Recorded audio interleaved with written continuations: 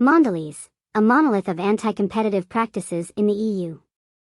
The towering confectionery giant Mondelēz, known for its iconic brands Toblerone, Milka, and Oreo, has been slapped with a colossal €337.5 million fine by the European Commission for engaging in a systematic campaign of anti-competitive practices that stifled competition and gouged consumers across the EU.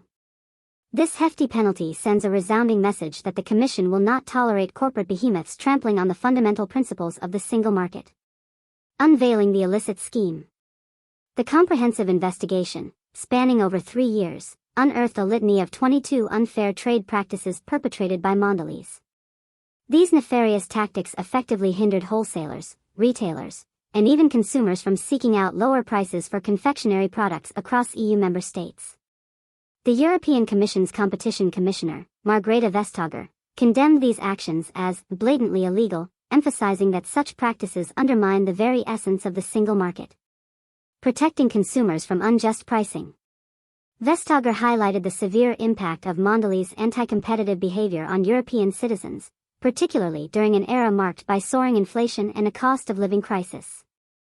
The illicit scheme deprived consumers of the ability to purchase essential grocery items, such as chocolate bars, biscuits, and coffee, at more affordable prices. Suppressing competition, inflating prices. Mondelēz's deceptive strategy involved illegally restricting retailers from sourcing products from EU member states where prices were significantly lower. By maintaining artificially high prices, the company profited at the expense of both businesses and consumers. In one glaring example, Mondelēz removed Côte d'Or chocolate bars from shelves in the Netherlands to prevent retailers from selling them in Belgium, where they commanded a higher price. Undermining the single market. The restrictive practices employed by Mondelēz flagrantly violated the fundamental principles of the single market, which grants citizens the freedom to buy and sell goods and services across EU member states without hindrance.